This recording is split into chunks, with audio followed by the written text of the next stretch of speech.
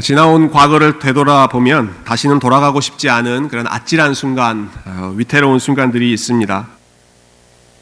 저에게는 2016년 11월 23일이 그런 날이었습니다.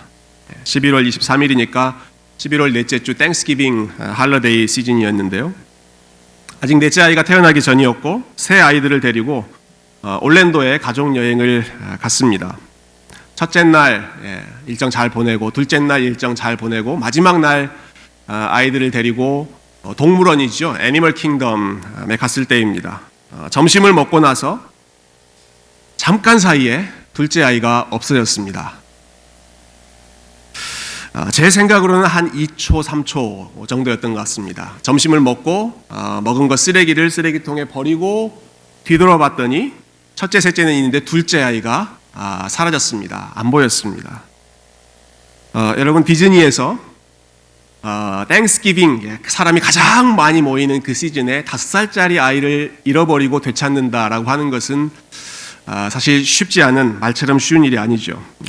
제게는 그것이 불가능한 일처럼 보였습니다. 그래서 지나가는 사람들에게도 물어보고 직원들에게도 우리 아이를 잃어버렸다, 우리 아이가 이런 외형, 용모를 가지고 있다 신고했습니다. 그렇게 1시간 정도를 헤매면서 아이를 찾지 못하다가 공원 반대쪽, 제일 반대쪽에서 아이를 찾았다는 소식을 들었습니다. 누구를 보고 따라갔는지는 모르겠는데 그냥 사람들이 가는 행렬에 따라서 무작정 따라가더니 뮤지컬 미모를 하는 극장 앞에서 현장범으로 체포가 된 것입니다. 나중에 참 다급한 마음에, 야, 너 아빠 엄마도 없는데 왜 그렇게 혼자 아무도 모르게 그렇게 도망갔냐, 따라갔냐 라고 다그쳤더니 왜 자기를 안 따라왔냐고 반박을 하는데 어이가 없었습니다. 여러분, 아이를 잃어버렸던 1시간 동안에 제 아내와 그리고 딸들은 계속 1시간 내내 울고 있었고, 저는 미친 사람처럼 정신없이 여기저기 다니면서 혹시 우리 아이를 보지 않았느냐고 헤맸던 시간입니다. 지금은 이렇게 웃으면서 이야기할 수 있는 일이지만 자녀를 잃어버렸다고 생각했던 그 시간, 다시 돌아가고 싶지 않은, 생각하고 싶지 않은 일이죠.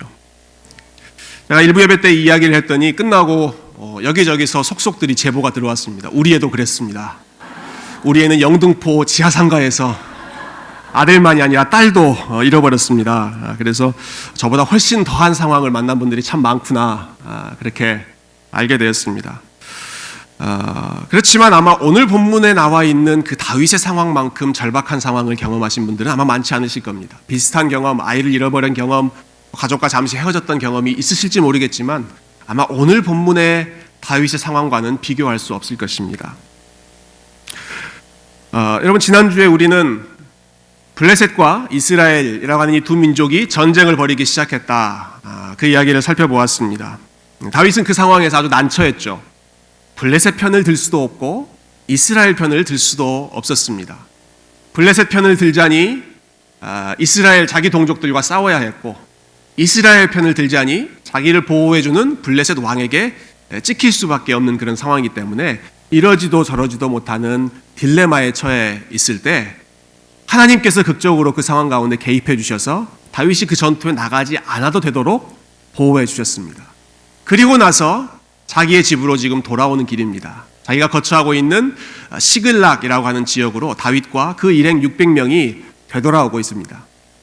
아마 돌아오는 발걸음이 무척이나 가벼웠을 것입니다. 우리 그토록 난처한 상황이었는데 하나님께서 도와주셨다, 하나님 앞에 찬양하고 감사하는 마음으로 되돌아왔을 것입니다.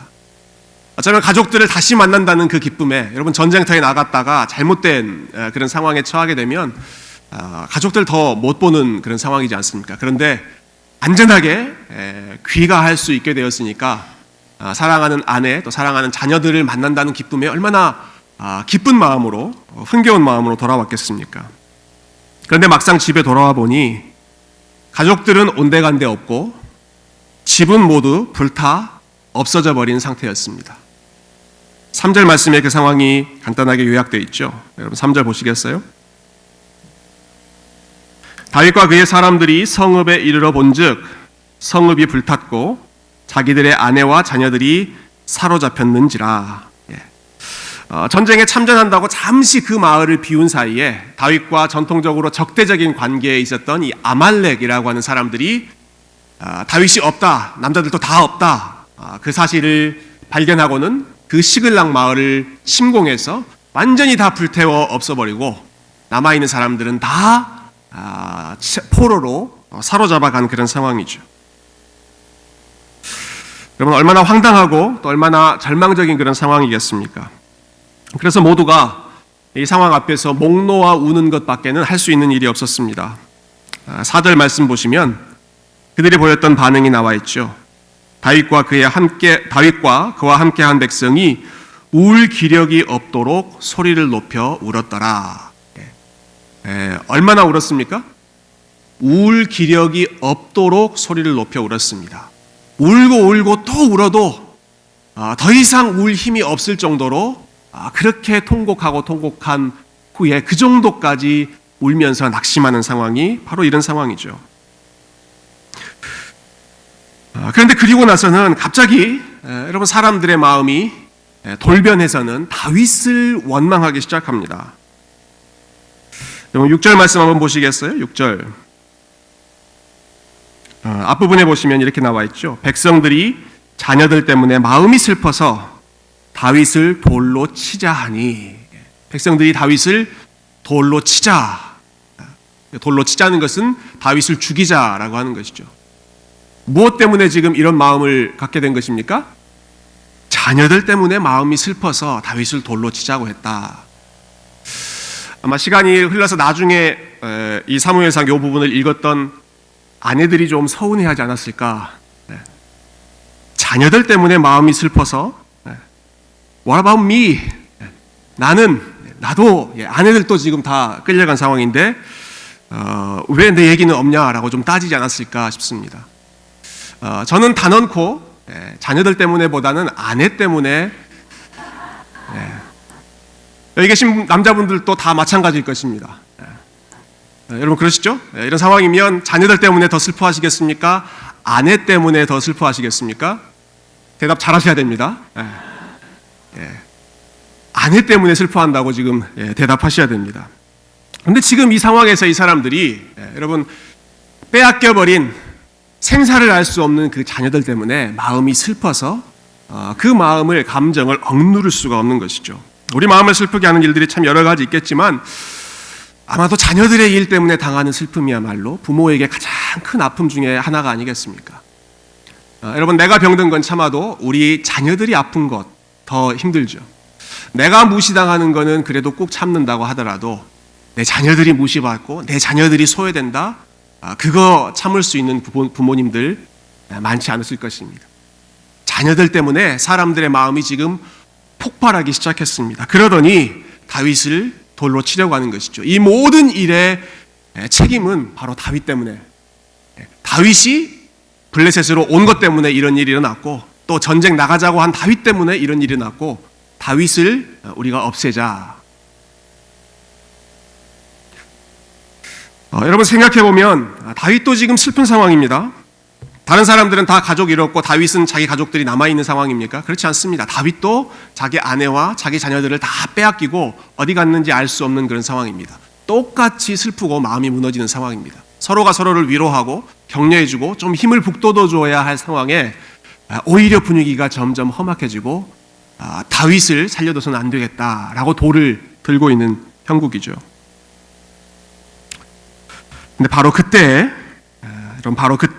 이 절체절명의 순간에 다윗이 하나님을 힘입고 하나님을 의지하기 시작합니다. 우리가 조금 전에 읽었던 6절의 뒷부분, 그들이 다윗을 돌로 치자 하니 다윗이 크게 다급하였으나 그의 하나님 여호와를 힘입고 용기를 얻었더라. 다윗이 크게 다급하였으나 그의 하나님 여호와를 힘입고 용기를 얻었더라. 그동안 광야에서 여러 가지 일, 산전수전 다 겪은 다윗이죠. 여러분, 사울로부터 이러저런 공격받았고 블레셋 사람들로부터도 많은 공격, 숱한 공격을 받았던 다윗입니다. 그렇지만 아마도 오늘 본문의 상황은 좀 남다른 느낌이었을 것입니다. 사울이 자기를 공격하는 것은 그렇다 치더라도 지금 돌을 들려고 자기를 죽이려고 하는 사람들은 어떤 사람들입니까? 자기와 생사고락을 함께했던 사람들입니다. 600명이나 되는 이 사람들은 그들이 환난당한 자들, 마음이 원통한 자들, 빚진 자들, 그래서 어디 갈 데 없었던 사람들이 동굴에 모여서 다윗과 함께 공동체를 이루고 그 동굴에서 다윗과 함께 하나님을 찬양하고 또 광야로 이동할 때마다 그곳에서 하나님을 함께 예배하고 서로가 생사고락을 함께 했던 그 사람들, 동지라고 생각했던, 가족이라고 생각했던 그 사람들이 다윗을 살려둬서는 안 되겠다, 돌을 들어서 치려고 하는 상황이니 이것은 사울의 공격, 블레셋의 공격과는 또 다른 차원의 도저히 참을 수 없는 그러한 인간적인 배신감을 느끼는 상황이겠죠. 바로 그 순간에 이토록 다급한 상황에서 다윗이 눈을 돌렸던 대상은 하나님이었습니다. 다윗이 하나님을 바라보기 시작합니다. 그가 크게 다급하였으나 그의 하나님 여호와를 힘입고 용기를 얻었더라. 도대체 어떻게 다윗이 하나님을 힘입고 어떻게 용기를 얻었을까? 오늘 본문은 그냥 간략하게 한 문장으로만 결론을 내리고 있어서 자세한 상황을 알 수가 없습니다.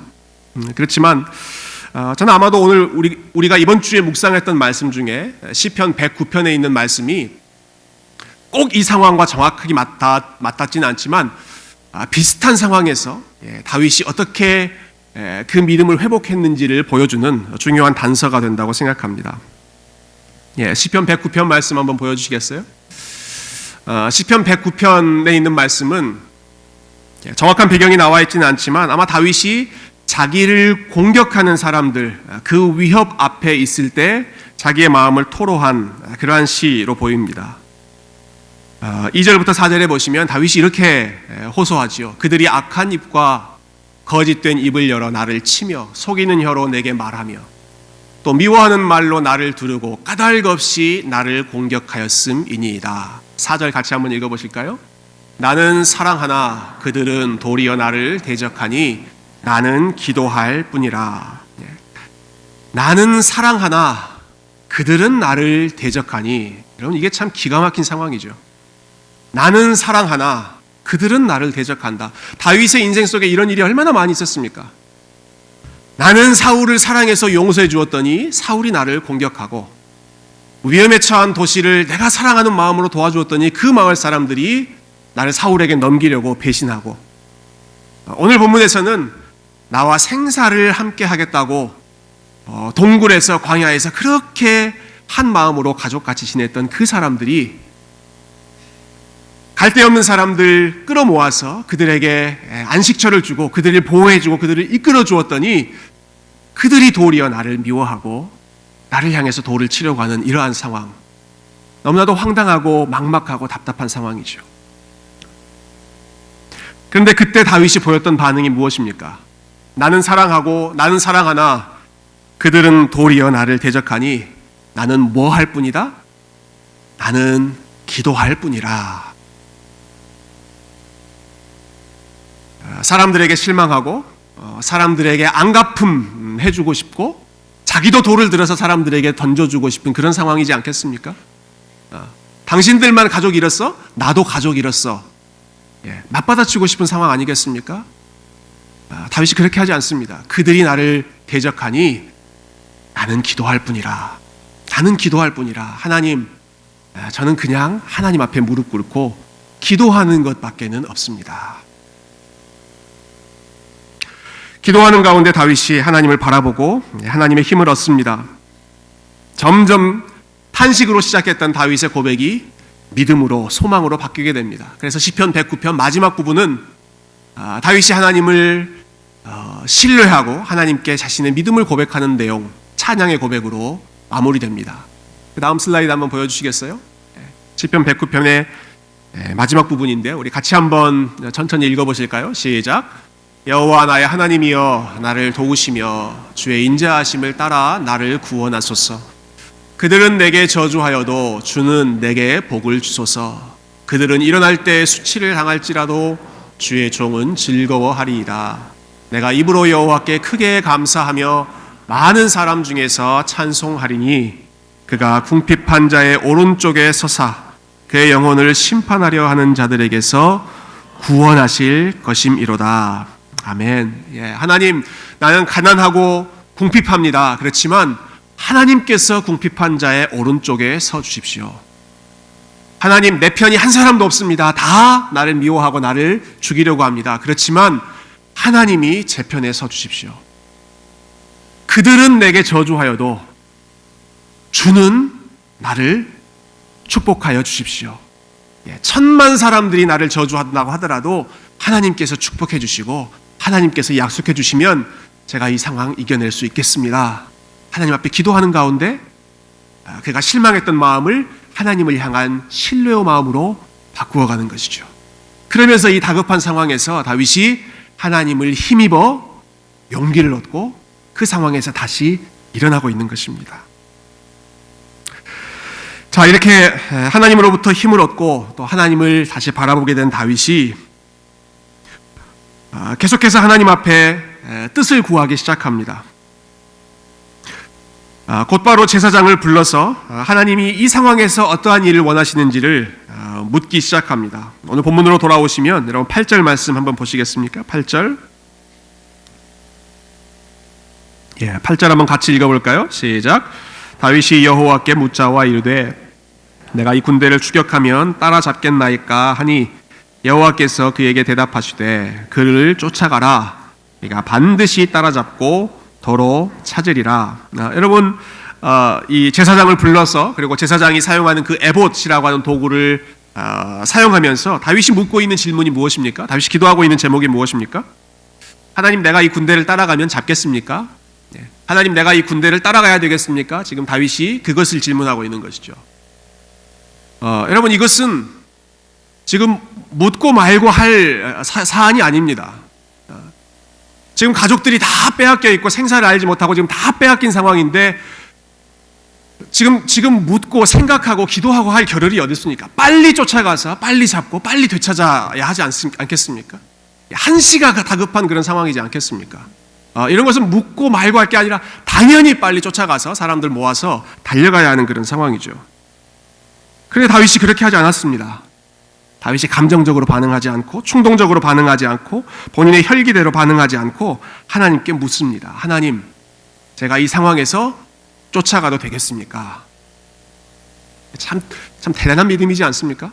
지금 이 상황에서까지 너무나 당연해 보이는 이 이슈까지 다윗이 하나님 앞에 가지고 나가서 하나님께 물어보고 하나님의 허락을 구하는 것이죠. 그리고 하나님의 응답을 받았을 때 쫓아가라, 내가 너와 함께 하겠다라고 하는 말씀을 약속의 말씀으로 받고 그제서야 사람들 모아서 자기의 가족들을 되찾기 위해서 쫓아나가는 것이죠. 어찌 보면 당연해 보이는 것이고 어찌 보면 지극히 상식적으로 보이는 것이고 너무나 사소해 보이는 것 같아 보이지만 그것 하나하나까지도 다윗은 하나님 앞에 묻고 기도하고 하나님과 상의하고 결정하는 모습을 보여주었습니다. 여러분, 다윗이 광야에서 겪은 일들이 참 많이 있죠. 한 고비를 넘기면 또 한 고비를 만나고 위기 하나 넘기면 또 다른 더 큰 위기를 만나는 것이 다윗의 삶이었는데 그때 그러한 과정을 넘기면서 다윗에게 형성된 믿음의 습관이 아무리 사소한 일이라도 그냥 넘기지 않고 아무리 작은 일, 아무리 당연해 보이는 일이라도 하나님 앞에 나아가서 묻고 하나님과 상의하고 하나님께 맡기는 그러한 신뢰, 그러한 믿음을 다윗이 계속해서 훈련하게 되었던 것입니다. 성경은 우리를 향해서 쉬지 말고 기도하라 라고 권면합니다. 쉬지 말고 기도하라. 이 말은 아마 24시간, 365일 7일 24시간을 쉬지 말고 기도하라 라고 하는 그런 뜻이기보다는 우리가 직장 생활도 해야 되고 일상생활, 학교 생활도 해야 되는데 어떻게 24시간 쉬지 않고 기도하겠습니까? 이 말씀은 어떠한 상황이라고 하더라도 하나님 앞에 나아가서 기도하고 하나님을 가까이 하라라고 하는 권면의 말씀일 것입니다. 다급한 상황, 사람들이 돌을 들어서 나를 치려고 하는 그러한 상황에도 하나님께 먼저 나아가고 기도할 뿐이라 하나님을 힘입어라. 가족들 다 빼앗기고 누가 보더라도 당연히 쫓아가서 빨리 따라가야 하는 그런 상황처럼 보이지만 그 순간도 하나님 앞에 또 한 번 묻고 하나님 앞에 나아가고 하나님께 기도해라. 다윗이 배운 교훈이죠. 광야에서 계속해서 하나님을 가까이 하면서 하나님과 기도하는 것이 다윗의 습관이 되었던 것입니다. 여러분, 우리가 사무엘상을 계속 읽고 있는데요. 사무엘상을 생각해 보면 사무엘상은 기도로 시작한 책이었습니다. 아들을 낳지 못했던 여인 한나가 하나님 앞에 간절히 기도하는 것으로 이 사무엘상의 이야기가 시작합니다. 그렇게 해서 얻은 아들 사무엘은 기도하는 사람, 기도하는 선지자였습니다. 그는 이스라엘 백성들에게 나는 너희를 위해서 기도하는 것을 쉬는 죄를 범치 않겠다. 항상 너희를 위해서 기도하겠다. 라고 다짐했던 사람입니다. 그리고 사무엘상을 마무리하는 이 시점에서 우리는 기도하는 왕, 작은 일 하나하나, 긴급한 일 하나하나 모든 순간순간에 하나님 앞에 나아가서 기도하고 또 기도하는 리더, 기도하는 왕 다윗의 모습을 보고 있습니다. 저와 여러분이 사무엘상 말씀을 정리하고 마무리하는 가운데 우리 가운데 하나님 앞에 더 간절히 나아가고 더 많이 기도하고 더 하나님을 가까이 하는 그러한 아름다운 신앙의 습관이 형성되었으면 좋겠습니다. 다급한 상황에도 하나님 앞에 기도하고 뭐 이런 것까지 기도하나? 너무 당연한 거 아니야? 이런 거는 그냥 내 판단으로 해도 되는 것 아닐까? 그것까지도 하나님 어떻게 해야 되겠습니까? 그것까지도 하나님 앞에 또 물어보고 하나님께서 함께 해주시는 것을 의지하면서 모든 것을 결정하고 판단하는 그러한 믿음의 성도님들, 하나님의 가까이 하는 우리 아틀란타 세교회 성도님들 다 되시기를 주님의 이름으로 축원드립니다. 자, 그렇게 하나님을 가까이 하며 기도했을 때 하나님께서 다윗의 발걸음 어떻게 인도해 주셨는지 우리 마지막으로 살펴보죠. 하나님으로부터 기도 응답을 받고 이제 다윗은 본격적으로 사로잡힌 자를 되찾기 위해 추격합니다. 그런데 그러던 중에 들판에 쓰러져 있는 사람을 발견하게 됩니다. 지금 자기를 공격했던 아말렉 사람을 쫓아가고 있는 그런 상황입니다. 빨리 그 사람들을 추격해서 잡아야 되는 상황에서 들판에 쓰러져 있는 사람 한 명을 발견하게 됩니다. 11절 말씀 보시겠어요? 11절 보시면 무리가 들에서 애굽 사람 하나를 만나 그를 다윗에게로 데려다가 떡을 주어 먹게 하며 물을 마시게 하고, 들에 쓰러져 있는 사람, 애굽 사람 한 사람, 소년 한 사람을 발견하게 됩니다. 나중에 보니까 이 사람은 원래 아말렉 사람의 그 진영 안에서 일하던 그런 종이었는데 병이 들었다는 이유로 그 일행에서 쫓겨난 버림받은 사람이었습니다. 그래서 사흘 밤낮 아무것도 먹지 못하고 마시지도 못하고 이 뜨거운 광야에서 식음을 전폐하며 점점 거의 죽어가는 그러한 사람.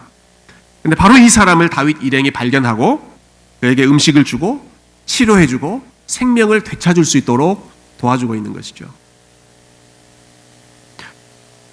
지금 다윗 일행은 여러분 한시가 급한 상황이지 않겠습니까? 그렇죠? 생각해보면 지금 좌우 어디 둘러볼 겨를 없이 빨리 가서 자기 가족들 잃어버린 것들을 되찾아야 하는 다급한 상황입니다. 다른 사람 돌아볼 여유가 없는 상황입니다. 거기다가 쓰러져 있는 이 사람은 자기 동족도 아닙니다. 애굽 사람, 이방인입니다. 이 사람은 건강한 사람도 아닙니다. 그냥 병든 사람입니다. 도와주었다고 뭔가 큰 도움을 얻을 수 있는 그런 상황이 아닙니다. 그냥 지나쳐버리고 자기 가족들 찾으러 갔다고 하더라도 누구 하나 비난할 그런 사람이 아마 없을 그러한 상황에서, 그런데도 다윗은 이 병든 이방인 소년 한 사람을 돌보기 시작하는 것이죠. 음식을 주고 그의 생명을 회복할 수 있도록 도와주는 것입니다. 나중에 알고 봤더니 이 소년이 건강을 회복하고 정신을 차리고 자기 이야기를 해주는 그 이야기를 들어봤더니 이 사람은 다름 아닌 바로 자기 가족들을 약탈했던 그 무리 가운데 있었던 사람이었습니다. 아말렉 사람의 종으로 있었던 사람. 그런데 그들로부터 너는 병들어서 더 이상 쓸모없다, 버림받고 그 광야에 쓰러져 있던 것이죠. 이 사람이 입을 열어서 일어나고 있는 모든 일들을 다윗에게 알려줍니다. 내가 그 무리, 당신의 마을을 약탈했던 그 무리 가운데 있었습니다. 우리 주인 아말렉 사람들이 지금 어디로 향하고 있는지 내가 알고 있습니다. 당신의 가족들이 어디에 지금 사로잡혀 있는지 내가 알고 있습니다. 다윗이 물어보죠. 네가 나를 그 길로 그곳으로 인도할 수 있겠느냐? 이 소년이 다윗에게 예 그렇게 하겠습니다. 이 소년의 안내를 받고 우리가 오늘 다 읽진 않았습니다만은 사무엘상 30장 뒷부분에 보면 다윗은 아말렉 사람들이 흥청망청 놀면서 잔치를 벌이고 있는 그곳을 발견하게 됩니다. 그리고 그곳에 가서 빼앗겼던 물건과 또 빼앗겼던 가족들을 다 되찾아서 엄청난 승리, 전리품을 가지고 고향으로 자기의 집으로 돌아오는 그러한 전쟁의 승리를 바로 이 소년, 이집트 소년의 정보를 통해서 얻게 되죠. 모든 일을 섭리하시는 하나님께서 마치 우연처럼 보이는 아주 작은 한 사건이지만 그 사건 가운데 다윗에게 필요한 정보를 주시고 다윗에게 필요한 도움을 주시고 다윗이 도착해야 할, 다윗이 가야 할 그곳으로 친히 안내해 주시는 그 세밀한 하나님의 인도하심을 우리가 이 짧은 에피소드를 통해서 볼 수가 있을 것입니다. 이렇게 다윗이 잃어버렸던 것들을 다 되찾아서 승리를 거두고 돌아왔다. 결국 이 모든 이야기가 해피엔딩으로 끝났다라고 하는 것도 참 감사한 사실입니다. 그렇지만 저는 그보다도 오늘 말씀을 통해서는 다윗이 이토록 긴급한 상황에 참 자기 말고 다른 사람을 돌아볼 여유가 없는 상황임에도 불구하고 광야에 내던져져서 죽은 것이나 다름없는 이 사람을 불쌍히 여겼다. 그 사람을 불쌍히 여기고 그 사람의 생명을 살리는 일을 도와주었다. 저는 이 사실에 더 큰 도전을 받았습니다. 왜냐하면 다윗이 보여준 이 모습은 훗날 예수님께서 선한 사마리아인 비유를 통해서 가르쳐 주셨던 이웃 사랑의 모습, 이웃을 위해 자비를 베푸는 그러한 모습의 가장 전형적인 모델이기 때문에 그렇습니다. 여러분, 선한 사마리아인 비유를 아마 잘 아실 것입니다. 길을 가다가 강도를 만나서 한 사람이 쓰러지게 되었죠. 제사장 보고도 그냥 지나쳤습니다. 레위 사람 보고도 자기 갈 길 바쁘다고 그냥 지나쳤습니다. 그러나 사마리아인, 유대인이 당시에 거들떠보지도 않았던 무시했던 그러한 사마리아인이 이 강도 만난 사람을 치료해주고 돌봐주고 여관으로 인도해주고 돈을 주고 그 사람이 건강을 회복할 수 있도록 도와주었습니다. 다윗과 그 일행들이 오늘 본문에서 지금 하고 있는 것이죠. 강도 만난 이웃, 쓰러져 있는 이웃을 도와주는 일 말입니다. 우리가 아까 읽은 시편 109편 말씀에 그 시편을 마무리하면서 다윗은 하나님 앞에 그렇게 기도했습니다. 하나님, 궁핍한 자의 오른편에 하나님이 서 주십시오. 그 기도를 드릴 때 궁핍한 자는 다윗 자신을 가리켜서 했던 기도입니다. 하나님, 제가 너무나 궁핍한 상황에 있습니다. 하나님께서 저의 오른편에 서 주십시오. 다윗이 그 상황에서 오른편에 서 주신 하나님을 힘입고 다시 일어났습니다. 그리고 나서 시간이 얼마 지났을 때 또 다른 궁핍한 사람을 만나게 됩니다. 이번에는 다윗이 그 궁핍한 사람의 오른편에 서 주었습니다.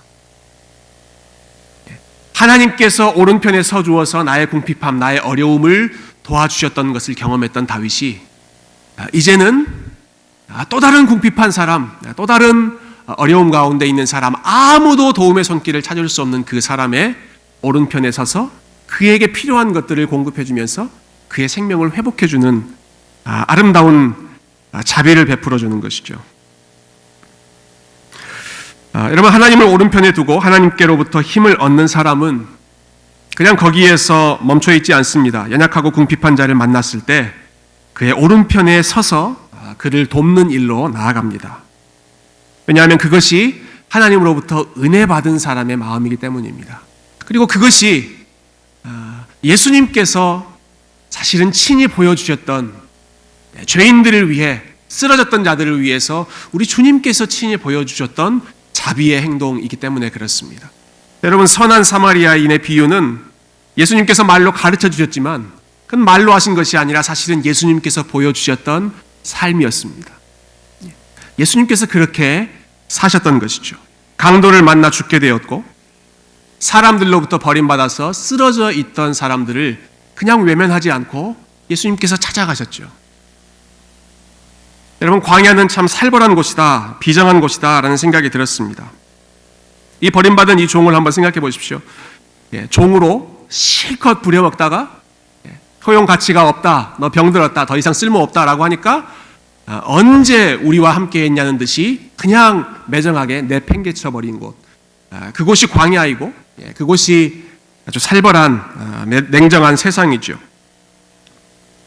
건강 없다고 내팽개쳐져 버리고, 돈 없다고, 능력 없다고, 쓸모 없다고 그냥 내팽개쳐져 버리는 것이 세상이고 광야의 모습인 반면에 예수님께서는 그 광야 가운데 오셔서 쓰러져 있던 사람들 가운데 찾아오시고, 주변에서 어떠한 도움도 찾을 수 없는 그러한 사람의 이웃이 되어주시고, 가난한 자와 궁핍한 자와 포로된 자와 사로잡힌 자와 병든 자에게 찾아오셔서 친구가 되어주시고 그들의 생명을 회복시켜 주시는 이 귀한 일을 우리 주님께서 죄인들을 위하여, 그리고 저와 여러분을 위하여 베풀어 주신 줄로 믿습니다. 여러분, 주님께서 하신 일입니다. 다윗이 베풀어 주신 일, 이미 주님께서 보여주셨던, 주님께서 보여주신 그 선한 사마리아인의 모습, 다윗이 보여주는 것이죠. 하늘 영광을 버리고 이 땅에 오셔서 쓰러져 있는 자들, 소외된 자들을 찾아오셨던 우리 주님의 모습 말입니다. 사랑하는 성도 여러분, 이 예수님께서 지금도 저와 여러분의 오른편에 서 계시는 줄로 믿습니다. 가난하고 궁핍한 자의 오른편에 서 계십니다. 그리고 거기에 머무르지 않고 저와 여러분을 초청하십니다. 내가 너희의 오른편에 서 있었던 것처럼 너희도 어려움 가운데 있는 형제와 이웃들, 가족들의 오른편에 서주지 않겠느냐. 내가 너희에게 긍휼을 베풀고 내가 너희에게 자비를 베풀고 쓰러져 있던 너희를 내가 일으켜 세워주었던 것처럼 너희도 또 다른 사람들에게 내가 너희에게 행한 것처럼 가서 너희도 이와 같이 행하지 않겠느냐. 주님께서 저와 여러분에게 불러주시는 초청의 부르심이죠. 여러분, 저는 오늘 본문에서 이 다윗의 삶 가운데 나오는 그 트랜지션, 변화의 과정이 참 마음에 다가왔습니다. 다윗은 사람들에게 배신당했습니다. 사람들에게 상처를 입었습니다. 그래서 어떤 사람에게도 도움을 구하지 않고 하나님께 도움을 구하고 하나님으로부터만 힘을 얻었습니다. 그리고 나서 다윗은 다시 사람들을 돌보기 시작합니다. 사람들로부터 상처받은 사람이 하나님으로부터 힘을 얻은 후에 다시 상처받은 사람들을 도와주고 그들의 연약함을 치유해 주는 것. 여러분, 이것이 다윗의 모습이고 이것이 우리 주님께서 보여주신 모습이고 이것이 저와 여러분 교회가 보여주어야 할 모습인 줄로 믿습니다. 여러분, 교회가 이런 곳이 되어야 합니다. 교회는 쓸모없다고 버리는 것이 아니라, 일 잘 못한다고 버리는 것이 아니라 연약한 자들이 언제 어디서나 와서 쉼을 얻고 돌봄을 얻고 오른편에 서줄 사람들을 찾을 수 있는 곳, 그곳이 하나님 나라의 공동체, 믿음의 공동체인 것이죠. 말씀을 정리하면서 여러분들께 두 가지 질문 드리고 싶습니다. 한번 생각해 보십시오. 여러분의 오른쪽에는 누가 서 계십니까? 두 번째 질문입니다. 여러분은 누구의 오른편에 서 계십니까? 여러분은 오른편에 누가 서 계십니까? 그리고 여러분 누구의 오른편에 지금 서 계십니까? 다윗처럼 다급한 상황, 사람들이 나를 해하려고 하고 돌을 들어 죽이려고 하고 참 가족들을 다 빼앗기고 어디에서도 도움을 찾을 수 없는 그러한 상황, 여러분 그럼에도 불구하고 우리 하나님께서 여러분의 오른편에 서 계심을 믿으시기를 바랍니다. 이사야 선지자가 말했던 그 약속의 말씀, 두려워하지 말라, 내가 너와 함께함이니라. 놀라지 말라, 내가 너의 하나님이 됨이니라. 내가 너를 굳세게 하리라, 내가 너를 도와주리라. 참으로 나의 의로운 오른손으로 너를 붙들리라. 우리 하나님께서 하셨던 말씀은 여전히 저와 여러분에게 주시는 동일한 말씀입니다. 하나님께서 우리 오른편에 서 있는 것을 기억하고 그러나 거기에서 머물러 있는 것이 아니라 내가 하나님으로부터 그러한 힘을 얻고 은혜를 받았을 때 내가 오른편에 서 주어야 할 나의 이웃은 없는지, 나의 가족은 없는지, 공동체 안에 그러한 지체들이 없는지 성령 하나님께서 우리의 마음의 눈, 우리의 눈을 열어주셔서 우리 옆에 계신 주님을 더 선명하게 보고 우리가 사랑해야 할 그러한 지체들을 또한 볼 수 있는 그러한 눈 열어주시기를 주님의 이름으로 축원드립니다. 함께 기도하겠습니다.